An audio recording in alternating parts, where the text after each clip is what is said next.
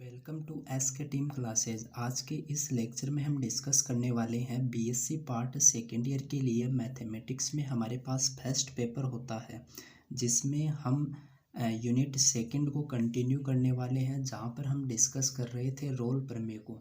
यानी हमने previous lecture में डिस्कस किया था रोल प्रमेय को, उसमें वहाँ पर हमने कथन है उसको सिद्ध किया था और एक बेसिक डिटेल के साथ में एक एनालिसिस किया था।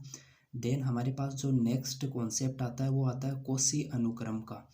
इसमें हमें क्या पूछा जाता है, इसमें हमें पूछा जाता है एक तो इसकी डेफिनेशन, यानी यहाँ पर इसकी परिभाषा पूछी जाती है, और दूसरा ये पूछा जाता है कि प्रत्येक कोशी अनुक्रम है वो परिबद्ध होता है, ये हमें प्रूफ करना होता है। तो इस कॉन्सेप्ट को हम आगे कंटिन्यू करेंगे और ये हमारा एक इम्पोर्टेंट कॉन्सेप्ट होता है, ठीक है। तो इसको हम पढ़ने वाले हैं। अभी पहले इसकी देखेंगे हम डेफिनेशन। तो इसकी जो परिभाषा है वो हम पहले डिस्कस करने वाले हैं। तो पहले हम इसकी देखेंगे परिभाषा, यानी इसकी डेफिनेशन क्या होती है। तो हमें ये बोला जाता है कि एक आपके पास सीक्वेंस है, एक अनुक्रम है। अनुक्रम को क्या बोला जाता है, सीक्वेंस बोला जाता है। यानी आपके पास एक सीक्वेंस है, और वो कैसा सीक्वेंस है, ये आपका जो मझला कोष्ठक होता है वो है XN, इसमें इसको बंद किया जाता है और ये अनुक्रम से इसको डिनोट किया जाता है कि ये आपका अनुक्रम है XN। यानी यहाँ पर जो ये बोल सकते हो कि जो XN है वो क्या चीज़ आपके पास X1 X2 X3 इसी प्रकार XN तक है। तो ये एक हमारे पास अनुक्रम है, एक सीक्वेंस है, और वो सीक्वेंस हमने यहाँ पर जनरली उसको डिनोट कर दिया XN से और उसको मझले कोष्ठक में दर्शाया है। यह एक अनुक्रम है। इसके लिए हम बोलेंगे कि एक अनुक्रम, ये जो अनुक्रम है वो कोशी अनुक्रम होगा या कोशी अनुक्रम कहलाएगा या कहलाती है। यह अनुक्रम एक कोशी अनुक्रम कहलाती है यदि यहाँ पर हमारे पास क्या हो, हमारे पास हो कि एक स्वेच्छ अक्षर मानेंगे हम यहाँ पर, और वो मानेंगे एप्सिलॉन। क्या मानेंगे, एप्सिलॉन मानेंगे, और वो बोलेंगे कि ये हमेशा क्या होगा, जीरो से बड़ा होगा के संगत, और इसी के संगत हम इसी के संगत क्या मानेंगे, के संगत एक अन्य पॉजिटिव इंटीजर मानेंगे, एक धनात्मक पूर्णांक मानेंगे। क्या मानेंगे, एक धनात्मक पूर्णांक मानेंगे, और वो क्या मानेंगे, आपके पास आएगा स्मॉल n, जीरो से उसको डिनोट करेंगे, विद्यमान है। यानी वो यहाँ पर प्रेजेंट होगा, कब होगा, कि विद्यमान है कि XN, यानी यहाँ पर XN माइनस XM, ये है मोड यहाँ पर, और ये आपका बड़ा होगा, ठीक है। यानी XN माइनस XM है, ये हमेशा किससे छोटा होगा, एप्सिलॉन से, यानी एप्सिलॉन यहाँ पर बड़ा होगा इस वैल्यू से, ठीक है। और यहाँ पर ये बोला जाएगा कि all n greater than and equal N0, यानी जो n होगा वो हमेशा क्या होगा, N0 से बड़ा या बराबर हो सकता है। और जो आपके पास m होगा, जो आपके पास m होगा उसके लिए क्या कंडीशन आएगी, उसके लिए कंडीशन आएगी वो भी हमेशा बड़ा और इक्वल हो सकता है N0 के, ठीक है। तो ये आपके पास कंडीशन आती हैं दो, किसके लिए, N0 के लिए, n के लिए और m के लिए, इन दोनों के लिए कंडीशन होती हैं जो आपको यहाँ पर ध्यान रखनी होती है। तो हमारा मेन जो आपको जो सिद्ध करना होता है, जो कोशी अनुक्रम जिसे आप बोलते हो, वो हमारे पास ये होता है XN माइनस XM, ठीक है। और ये इसका जो ब्रैकेट है ये बोल सकते हो आपका मोड वाला, और ये लेस देन होगा किससे, एप्सिलॉन से। अब देखिए यहाँ पर क्या बोला जाता है, यहाँ पर हम लिखते हैं अतः यदि जो आपका अनुक्रम है XN एक कोशी अनुक्रम है, कैसा अनुक्रम है, एक कोशी अनुक्रम है हो, तो ये जो स्वेच्छ एप्सिलॉन है ये क्या होगा, ग्रेटर देन जीरो। क्या होगा, ग्रेटर देन जीरो के लिए धनात्मक आपके पास जो N0 विद्यमान है के लिए हमारे जो कंडीशन बनेगी वो कंडीशन क्या बन जाएगी, X और यहाँ पर हम लिखेंगे n प्लस पी, क्या लिखेंगे n plus P minus X N. इस बार हम ऐसा लिखेंगे और ये जो p आया है ये क्या चीज़ है वो भी हम अभी देखने वाले हैं, और इसकी क्या कंडीशन है, एप्सिलॉन एप्सिलॉन। ठीक है, तो ये यहाँ पर हमने इसमें क्या चेंज किया है, एक्स एन के स्थान पर हमने लिखा है n प्लस पी और m के स्थान पर n लिख दिया। ठीक है, और इसको कहा कि फॉर ऑल n क्या है, ये कंडीशन हमने लिख दी। सेम हमने ऐसा किया यहाँ पर, और p है वो किस से बिलोंग कर रहा है, तो वो कर रहा है नेचुरल नंबर से। तो यहाँ पर जो हमने p लिया है वो क्या कर रहा है, वो हमने नेचुरल नंबर से उसको लिया है, तो p है वो नेचुरल नंबर से है, तो यहाँ पर n प्लस पी हमने लिखा है। तो ये आपके पास क्या आ गया, एक कोशी अनुक्रम आ गया। ठीक है, अब देखिए हम ये इसकी डेफिनेशन में कंप्लीट आ गया। यदि आपको सीधी सीधी इसकी डेफिनेशन पूछी जाए तो आप इतनी इसकी थ्योरी लिख कर आओगे कि एक इस प्रकार से कोशी अनुक्रम कहलाती है यदि f जो एप्सिलॉन ग्रेटर देन जीरो के संगत एक धनात्मक पूर्णांक n0 विद्यमान होता है, और उसके लिए ये कंडीशन होती है, ये आगे प्रोसेस होती है। ये इतना आपको लिख के आना होता है, या इतना आप याद रख सकते हो। उसके बाद में ये पूछा जाता है कि आपको प्रूफ करना होता है। आपको क्या करना होता है, प्रूफ किसके लिए, कि ये जो प्रत्येक कोशी अनुक्रम है ये प्रीबद्ध होता है, ये आपको प्रूफ करना होता है। तो इसके लिए हम क्या करते हैं कि माना कि एक्स एन है जो अनुक्रम एक कोशी अनुक्रम है, क्या है, एक कोशी अनुक्रम है, और ये जो कोशी अनुक्रम है इसकी परिभाषा के अनुसार क्या होता है कि जो एप्सिलॉन है वो ग्रेटर देन होता है जीरो से। ठीक है, ग्रेटर देन जीरो से होता है, और हमारे पास ये भी है कि n0 है वो बिलोंग करता है कैपिटल N यानी नेचुरल नंबर से।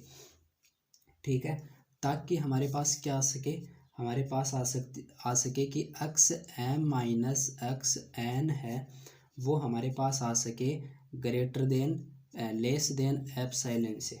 किससे आ सके, लेस देन एप्सिलॉन से, और फॉर ऑल क्या बोलेंगे, M greater than and equal n0 से। ठीक है, जहाँ पर n क्या है, greater than and equal zero के। ठीक है, ये बात लेंगे। अब यदि हमने यहाँ पर एप्सिलॉन की वैल्यू 1 ली, कितनी ली, 1 ली। ठीक है, ये हम यहाँ पर इसको सिद्ध करने के लिए प्रोसेस कर रहे हैं कि यहाँ पर हम n जो एप्सिलॉन है वो उसकी वैल्यू कितनी ले रहे हैं, 1 ले रहे हैं। अब जब हम वैल्यू 1 लेते हैं तो हमारे पास क्या आता है, हमारे पास आता है कि X N minus X N zero. ठीक है, X N minus X N zero, और यहाँ पर आपके पास ये वैल्यू आती है वो क्या आती है, लेस देन, किसकी आती है, लेस देन। आप सीधा यहाँ पर डायरेक्ट लिखोगे, क्या लिखोगे कि ये for all N greater than N zero की आती है। ठीक है, अब देखिए, और ये जो वैल्यू है, अब यहाँ पर आपने क्या किया कि देखो, हाँ यहाँ पर आपने इसको क्या दर्शाया कि एप्सिलॉन है इसकी वैल्यू 1 है, तो यहाँ पर आप क्या लिखोगे, 1। ये कंडीशन लिखी आगे हमने, ये तो ऐसी कैसी रहेगी ना कंडीशन।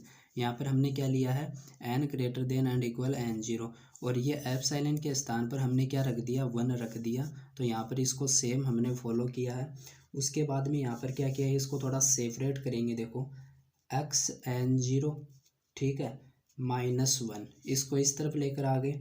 ठीक है, और क्या लिखेंगे, लेस देन, हमारे पास आ जाएगा एक्स एन, क्या आ जाएगा, एक्स एन। ठीक है, और जो एक्स एन है वो हमेशा क्या होगा, उसके लिए आपके पास क्या कंडीशन आती है, देखो एक्स जो एन है आपके पास n0 -1 है, लेस देन एक्स एन। ठीक है, तो यहाँ पर देखिए, ये आपको दिखाई नहीं दिया होगा तो दोबारा देख लीजिए। यहाँ पर एक्स एन 0 -1, ये हमने क्या किया, इस 1 को इस तरफ लेकर आए, इसकी तरफ, या ये मान लीजिए। ठीक है, और यहाँ पर एक्स एन है वो इस तरफ लेकर आए, तो यहाँ पर इसको हमने चेंजमेंट किया है। फिर हम चेंजमेंट कर दे ऐसे कि हमने यहाँ पर लिखा एक्स एन 0 लिखा। ठीक है, और जो वैल्यू एक्स एन 0 +1, यानी इसको इस तरफ लेकर गए तो ये +n हो गया, और ये जो वैल्यू आ रही है वो वैल्यू किससे बड़ी होगी, वो होगी आपकी एक्स एन से। किससे बड़ी होगी, एक्स एन से बड़ी होगी वो, ठीक है, एक्स एन से। और कंडीशन हमारे पास क्या है कि फॉर ऑल जो आपके पास n greater than and equal n zero के होता है, ये कंडीशन हम लिखेंगे। अब यहाँ पर हम यहाँ पर क्या करेंगे, एक अन्य कंडीशन को फॉलो करेंगे कि मानना कि के बराबर एम, जो मिनिमम एम आई एन, यानी मिनिमम शॉर्टकट में लिखेंगे एम आई एन, ठीक है। जो मिनिमम के लिए हम कंडीशन फॉलो करते हैं, यहाँ पर के कोई कांस्टेंट है उसके लिए फॉलो कर रहे हैं, ठीक है। तो के इज इक्वल टू मिनिमम हमारे पास है यहाँ पर एक्स एन जीरो, ठीक है, -1। ये जो कंडीशन है एक्स एन जीरो -1, इसके लिए जो हमारे पास आता है वो क्या आता है, वो देखना यहाँ पर x1 x2 इसी प्रकार से एक्स एन -0 और -1 तक, ठीक है। ये हमारे पास कंडीशन आती है। और इसी प्रकार के मैक्सिमम के लिए, क्योंकि यहाँ पर हमारे पास दो वैल्यू आती हैं, एक तो छोटी वैल्यू आती है जो कि मिनिमम होती है, एक बड़ी वैल्यू आती है जो कि मैक्सिमम होती है। तो उसके लिए हम यहाँ पर लेते हैं कि के मिनिमम हमारे पास क्या आता है, एक्स एन जीरो -1। उसके लिए हमारे पास यहाँ पर जो एक्स एन होता है वो क्या होता है, x1 x2 इसी प्रकार से एक्स एन जीरो -1 होता है। और यहाँ पर हम जब मैक्सिमम करते हैं, ठीक है, तो k is equal to maximum हमारे पास क्या आता है, वो आता है आपके पास एक्स एन जीरो +1 के लिए। देखो ये कंडीशन इसके लिए फॉलो कर रहे थे हम, ऊपर वाली मिनिमम के लिए, और ये मैक्सिमम है प्लस वाली। ऐसे याद रख सकते कि यहाँ पर माइनस है तो ये मिनिमम के लिए होगी, प्लस है तो मैक्सिमम के लिए होगी, ठीक है। तो मैक्सिमम के लिए जो हमारे पास कंडीशन आएगी वो क्या आएगी, एक्स एन जीरो +1, ठीक है। और यहाँ पर हमारे पास क्या आएगा, x1 x2 और इसी प्रकार से एक्स एन जीरो, ठीक है। और ये भी यहाँ पर हमारे पास माइनस होगी, क्या होगी, माइनस होगी। तो ये बात आपको याद रखनी है कि दोनों यहाँ पर हम माइनस लेंगे, ठीक है। उसके बाद में यहाँ पर जो आपके पास लास्ट इसकी कंडीशन आप लिखोगे वो क्या लिखोगे कि के है, जो आपके पास के है वो हमेशा लेस देन एंड इक्वल हो सकता है एक्स एन के, क्लियर है। और जो एक्स एन है वो हमेशा जो लेस देन या इक्वल होगा के, ठीक है, किसके होगा, के। और ये के है वो कैपिटल है, ये क्या के है वो क्या है, कैपिटल है, ठीक है। और ये जो के है वो वैल्यू है वो हमेशा फॉर ऑल एन, ये जो एन है वो हमेशा वैल्यू कैसी लेगा, तो वो नेचुरल नंबर लेगा। और ये नेचुरल नंबर है वो हमारे पास क्या है कि ये एक बाउंडेड हो गया है कि एन हमेशा वो नेचुरल नंबर ही लेगा, ठीक है, यानी एक तरह से बाउंड हो गया। तो हम लिखेंगे कि ये जो अनुक्रम हमारे पास आया है वो अनुक्रम यानी एक्स एन है वो परिबद्ध है, क्या है, परिबद्ध है वो। तो हमने यहाँ पर इसको परिबद्ध किया है। ये जो लास्ट की कंडीशन आपके पास है ये इम्पोर्टेंट है, ये आपको याद रखनी है, क्योंकि यहाँ पर जो एग्जामिनर है वो खासकर आपका ध्यान फोकस करता है कि ये जो कंडीशन आती है वो ही इसका मेन सॉल्यूशन होता है। तो ये आप इसको आसानी से समझ सकते हो। ये हमारे पास था कोशी अनुक्रम, ठीक है। अभी हम नेक्स्ट कॉन्सेप्ट पर बढ़ने वाले हैं, वो आपका क्या होगा कि जो संततता के लिए हमारे पास एक क्वेश्चन आता है उसको हम डिस्कस करने वाले हैं, तो उसको कंटिन्यू करेंगे। नेक्स्ट जो हमारा क्वेश्चन है वो हमारे पास है कि प्रदर्शित कीजिए कि निम्न फलन बिंदु x बराबर 0 पर संतत है परंतु अवकलनीय नहीं। जो फंक्शन हमारे पास है एफ एक्स वो क्या है, x साइन 1/x, x बराबर नहीं है 0 के, और यहाँ पर 0 x बराबर 0 पर वैल्यू है। तो हमें फाइंड करना है कि x बराबर 0 पर संतत है परंतु अवकलनीय नहीं है, हमें ये बताना है। तो इसको हम क्या करने वाले हैं, एक बेसिक के साथ इसको क्या करने वाले हैं, इसका सॉल्यूशन करने वाले हैं।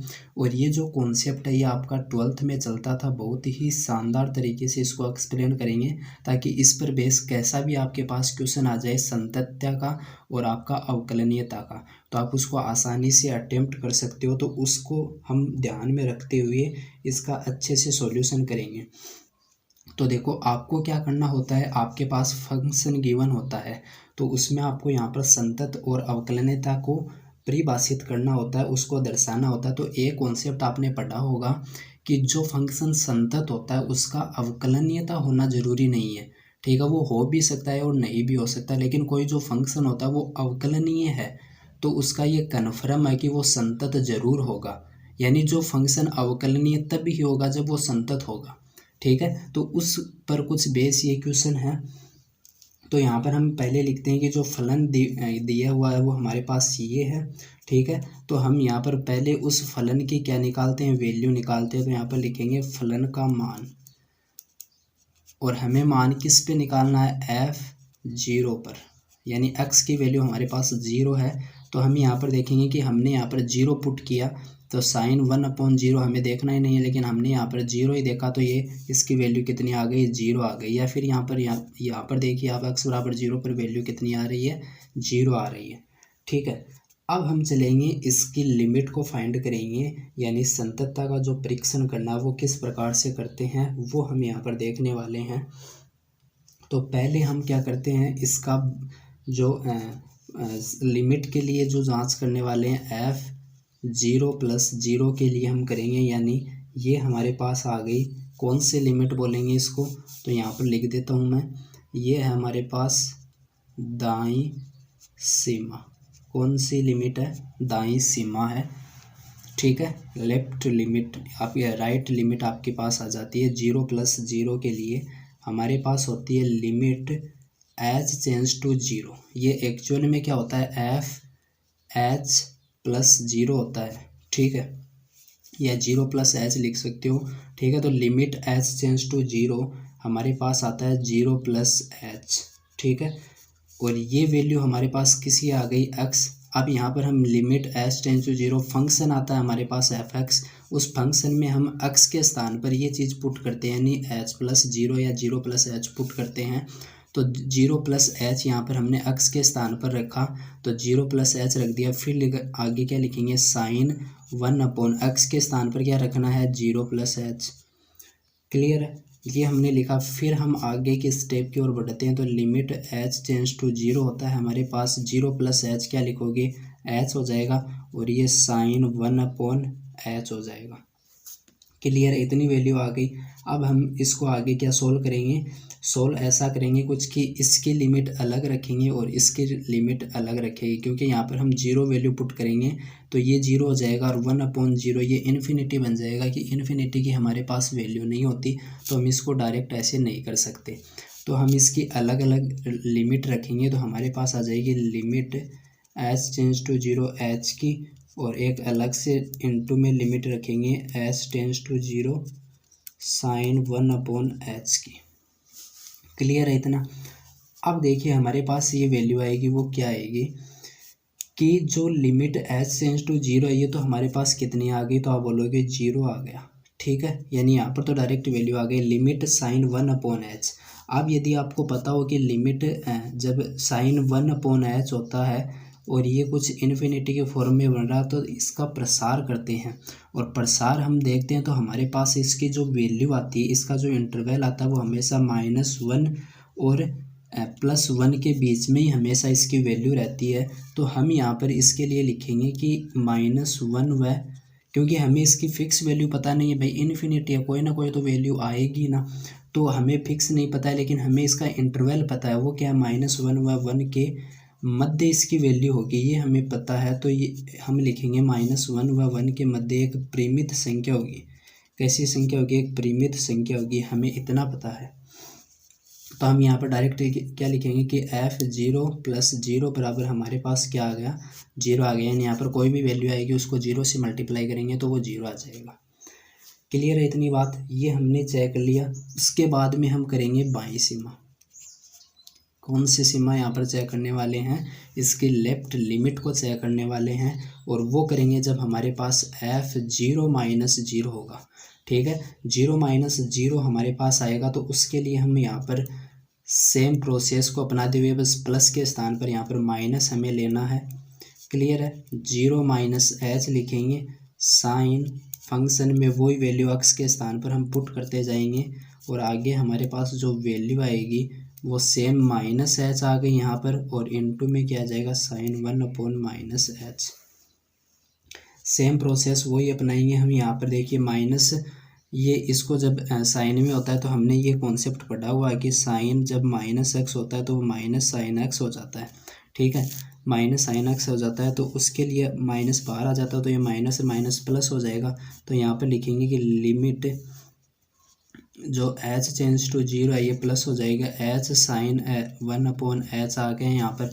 तो ये सेम जो है आपके ऊपर वाला देखो ये फॉर्म बन गई सेम, यानी सेम इसकी वैल्यू हम बोल लें तो हमारे पास कितनी आएगी, तो हम इसको डायरेक्ट लिख देंगे जीरो आएगी। ऊपर वाले की तरह ही सेम प्रोसेस हो गई तो वो जीरो आएगी, ठीक है। ये दो हमारे पास कंडीशन हो गई, दाईं सीमा बाईं सीमा हमने निकाल ली यहाँ पर। तो अब हमारे पास जो कॉन्सेप्ट होता है संतत के लिए वो हमारे पास क्या होता है, वो हमारे पास होता है कि यदि आपके पास फलन का मान क्या आ जाए, फलन का मान है वो किसके बराबर आ जाए, इसकी बाईं सीमा और इसकी दाईं सीमा इसके बराबर आ जाए, तो हम क्या बोलेंगे कि वो फंक्शन क्या हो गया, संतत हो गया। जो फंक्शन हमारे पास संतत हो गया तो उसके लिखेंगे कि x बराबर 0 पर जो फंक्शन एफ एक्स है वो क्या है, संतत है। ये बात क्लियर हो गई, यानी हमने ये तो प्रूफ कर दिया कि ये फंक्शन संतत है। अब हमें इसको चेक करना है, संततता के बाद में हमें क्या चेक करना है, इस यहाँ पर लिखेंगे कि जो फंक्शन एफ एक्स है वो अवकलनीयता की जांच के लिए हम लिखेंगे कि एफ एक्स की अवकलनीयता की जांच, अवकलनीयता की जांच। हमें क्वेश्चन में गिवन था कि जो फंक्शन हमारे पास अभी ये दिया हुआ है एफ एक्स एक्स साइन 1/एक्स वाला, इसमें हमें ये बताया हुआ था कि ये अवकलनीय नहीं है, ठीक है। संतत है लेकिन अवकलनीय नहीं है, तो ये हमें बताना है, उसको सिद्ध करना है। तो इसके लिए हम क्या करेंगे, यहाँ पर लिखेंगे कि इसके लिए हम ये जब अवकलनीयता की जांच करते हैं तो वहाँ पर हम देखते हैं कि दायां अवकलज और बायां अवकलज है वो विद्यमान होना चाहिए, ठीक है। तो वो हम चेक करने वाले हैं यहाँ पर। तो हम लिखेंगे कि इसका दायां अवकलज है, यहाँ पर लिखेंगे कि दायां अवकलज, और इस अवकलज के लिए हमारे पास एक फॉर्मूला होता है जो कि आपने 12th में पढ़ा होगा। तो हम यहाँ पर लिखेंगे कि जो दायां अवकलज है वो हमारे पास होता है एफ डैश 0 प्लस 0 के लिए हमारे पास आता है लिमिट एच चेंज टू 0, और एच चेंज टू 0 जब होती है तो हम यहाँ पर लिख देंगे एफ 0 प्लस एच माइनस जो फंक्शन की वैल्यू है 0 पर बट्टा एच हमारे पास आता है, और जो एच होता है वो ग्रेटर देन होता है 0 से, ठीक है। ये हमारे पास कंडीशन होती है, सॉरी जो फॉर्मूला होता है वो हमारे पास ये होता है। एक्चुअल में फॉर्मूला क्या होता है, वो हमारे पास होता है कि लिमिट एच चेंज टू 0 हमारे पास होता है function F x plus H होता है, ठीक है। और यहाँ पर फंक्शन एफ एक्स जो वैल्यू होती है और नीचे एच आता है, ठीक है। ये हमारे पास फॉर्मूला होता है अवकलज के लिए, ये हमारे पास क्या होता है, फॉर्मूला होता है, ठीक है। अब इसी पर बेस हमने यहाँ पर क्या रखा है कि जो x है उसके स्थान पर 0 रख दिया है, 0 प्लस एच माइनस एफ, 0 पर वैल्यू हम चेक कर रहे हैं इसलिए 0 रखा है, ठीक है। अब देखिए नेक्स्ट स्टेप हमारे पास क्या आती है, नेक्स्ट स्टेप हमारे पास ये आती है कि यहाँ पर हम लिखेंगे कि लिमिट एच चेंज टू 0 हमारे पास जब होता है तो 0 प्लस एच जहाँ पर x है वहाँ पर हम रखेंगे तो हमारे पास h आ जाएगा, ठीक है। और फंक्शन साइन 1/0 प्लस एच यानी एच आ जाएगा, और फंक्शन 0 पर वैल्यू क्या है फंक्शन की, तो 0 है, तो वो यहाँ पर लिखो चाहे मत लिखो, अपोन में क्या है एच आ जाएगा, ठीक है। और एच ग्रेटर देन 0 ये कंडीशन है। तो यहाँ पर हम देखते हैं तो हमारे पास एच से एच कैंसिल हो जाता है यहाँ पर, ठीक है। और जब एच से एच कैंसिल हो जाता है तो हम यहाँ पर क्या लिखते हैं कि लिमिट एच चेंज टू 0 है, तो यहाँ पर हमारे पास आ गया साइन 1/एच, ठीक है। और ये एच ग्रेटर देन 0। अब ये जब कंडीशन बन जाती है तो हम यहाँ पर क्या लिखते हैं कि जो हमारे पास साइन 1/एच है इसके लिए वैल्यू हमारे पास आती है, क्या आती है कि -1 व 1 के मध्य एक परिमित संख्या आती है। ये हमने संतत में भी डिस्कस किया था।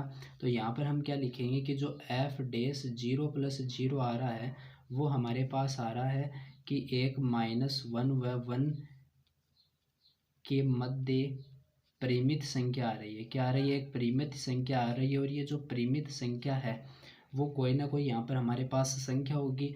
तो हमारे पास जो वैल्यू आ रही थी वो 0 आ रही है, यहाँ पर एक आपके पास परिमित संख्या आ रही है। तो हम कहेंगे कि हमारे पास यहाँ पर अवकलनीयता का क्या नहीं है, एक अस्तित्व नहीं है। और इसी प्रकार से जब हम चेक करेंगे कि इसका बायां अवकलज क्या आएगा, तो वो भी हमारे पास अस्तित्व में नहीं होगा। तो यहाँ पर हम डायरेक्ट लिख देंगे कि बायां अवकलज है, जो बायां इसका अवकलज है वो क्या नहीं है, जो एफ डैश 0 - 0 आप फाइंड करोगे का अस्तित्व नहीं है, का भी अस्तित्व नहीं है। अस्तित्व क्यों नहीं है, क्योंकि यहाँ पर हमारे पास एक फिक्स नंबर नहीं आ रहा है, ठीक है, और ये जो फंक्शन की वैल्यू है उसके बराबर भी नहीं आ रहा है। तो हमारे पास जो अवकलनीयता की कंडीशन होती है वो हमारे पास ये होती है कि आपके पास जो फंक्शन की वैल्यू आ रही है, ठीक है, उससे कोई रिलेशन यहाँ पर नहीं होता है। इसके लिए हमारे पास डायरेक्ट ये होता है कि जो बायां अवकलज है, जो बायां अवकलज है वो क्या होना चाहिए, दाएं अवकलज के बराबर होना चाहिए, दाएं अवकलज के बराबर होना चाहिए। ये हमारे पास अवकलनीयता की कंडीशन होती है। जबकि हमारे पास ये बराबर नहीं है तो हम यहाँ पर क्या बोलेंगे कि जो फंक्शन एफ एक्स है, जो फंक्शन एफ एक्स है, डैश नहीं लिखेंगे यहाँ पर, जो फंक्शन एफ एक्स है वो क्या नहीं है, x बराबर 0 पर, x बराबर 0 पर अवकलनीय नहीं है। क्या नहीं है, अवकलनीय नहीं है। तो ये हमें क्या करना था, प्रूफ करना था, जो हमने यहाँ पर बहुत ही बेसिक तरीके से किया है। तो ये बात आपको समझ में आ गई होगी कि हमें एक तो संतत के लिए क्वेश्चन आ सकता है और एक अवकलनीयता के लिए क्वेश्चन आ सकता है, ठीक है। तो इस पर बेस आपके पास कैसे भी क्वेश्चन आए तो उसको आप आसानी से कर सकते हो। यदि आपको मैंने अभी जो क्वेश्चन समझाया है उस तरीके से आप किसी भी क्वेश्चन को कर सकते हो, क्योंकि मैं जो क्वेश्चन बता रहा हूँ वो आपको इसी बेस पर बता रहा हूँ, ताकि उस पर बेस यदि आपके पास अदर क्वेश्चन आ जाए तो आप उसको आसानी से अटेम्प्ट कर सकते हो, ठीक है। तो यहाँ तक आपको ये समझ में आया होगा तो आप हमारे इस वीडियो को लाइक कर सकते हो और चैनल को सब्सक्राइब कर सकते हो, ठीक है। नेक्स्ट कॉन्सेप्ट के लिए आप हमारे पास यहाँ पर जो बेल आइकन है उसको प्रेस कर लीजिए, सब्सक्राइब कर लीजिए चैनल को, ताकि आपको नोटिफिकेशन मिलता रहे। Thanks for watching.